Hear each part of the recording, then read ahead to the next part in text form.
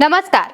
Supreme court ने एक बार फिर से यूपी सरकार को बुलडोजर एक्शन पर कड़ी फटकार लगाई है और सिर्फ फटकार नहीं लगाई बल्कि याचिकाकर्ताओं को 10-10 लाख रुपए देने का ऐलान या फिर आदेश भी यूपी सरकार को दिया गया है।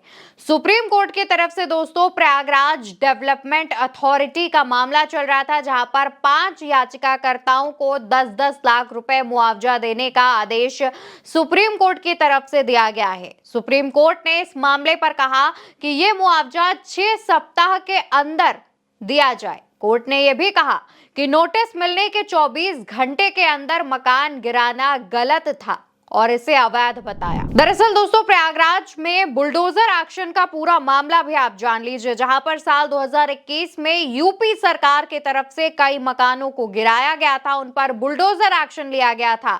यूपी सरकार की तरफ से तर्क यह था कि यह जमीन अतीक अहमद की है, लेकिन मामले में ट्विस्ट तब आया जब याचिकाकर्ताओं की तरफ से कोर्ट में यह बताया गया कि उनके घर में रात में जो आदेश है, जो नोटिस है, वो चिपकाया गया और अगले दिन मकान को तोड़ दिया गया।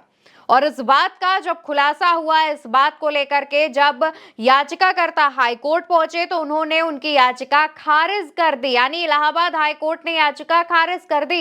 इसके बाद मामला सुप्रीम कोर्ट पहुंचा। सुप्रीम कोर्ट में सुनवाई हुई और अब सुप्रीम कोर्ट ने इस मामले पर सुनवाई करते हुए 10-10 लाख रुपए याचिकाकर्ताओं को देने का ऐलान किया है।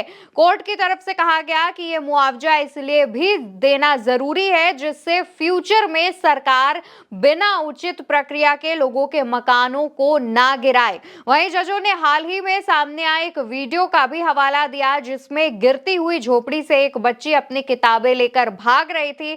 हालांकि कोर्ट के इस फैसले के सामने आने के बाद अखिलेश यादव का भी एक पोस्ट सामने आता है जिसमें अखिलेश यादव लिखते हैं, सुप्रीम कोर्ट का यह आदेश स्वागत योग्य है कि प्रयागराज में 2021 में हुए एक बुलडोजर एक्शन पर सभी 5 याचिकाकर्ताओं को प्रयागराज विकास प्राधिकरण द्वारा 6 सप्ताह में 10-10 लाख मुआवजा दिया। इस मामले में कोर्ट ने नोटिस मिलने के 24 घंटे के भीतर मकान गिरा देने की कार्रवाई को अवैध घोषित किया है। सच तो यह है कि घर केवल पैसे से नहीं बनता और ना ही उसके टूटने का जख्म सिर्फ पैसों से भरा जा सकता है। परिवार वालों के लिए तो घर एक भावना का नाम है और उसके टूटने पर जो भावनाएं आहत होती हैं उनका ना तो कोई मुआवजा दे सकता है, ना ही कोई पूरी तरह पूर्ति कर सकता है।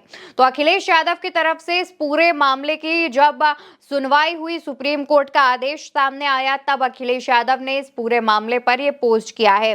दोस्तों इससे पहले सुप्रीम कोर्ट ने 7 मार्च को उत्तर प्रदेश सरकार को बुलडोजर कार्रवाई को लेकर कड़ी फटकार लगाई थी, जब वीडियो सामने आया था जहां पर बुलडोजर एक्शन लेते हुए एक झोपड़ी गिराई जा रही थी, लेकिन उस झोपड़ी से एक छोटी सी बच्ची अपनी किताबों को बचाने की कोशिश करते हुए निकलती हुई दिखाई दी थी। ये वीडियो अखिलेश यादव ने भी ट्वीट किया है। दोस्तों ये भी बता दें कि सुप्रीम कोर्ट ने इस दौरान सरकार से यह भी कहा था कि जिन घरों को गलती से गिराया गया है उन्हें राज्य सरकार अपने खर्च पर फिर से बनाएगी और यह फैसला प्रयागराज के मामले पर सुप्रीम कोर्ट की तरफ से कहा गया था और इस बारे में जानकारी हमने आप तक भी पहुंचाई थी, जहां पर सुप्रीम कोर्ट का यह आदेश सामने आया था प्रयागराज के मामले पर, जहां पर सुप्रीम कोर्ट ने सरकार से अपने खर्चे पर उन लोगों को मकान बनवाने का आदेश दिया था। और अब इसी प्रयागराज वाले मामले पर सुप्रीम कोर्ट ने 10-10 लाख रुपए मुआवजा देने का भी सरकारी आदेश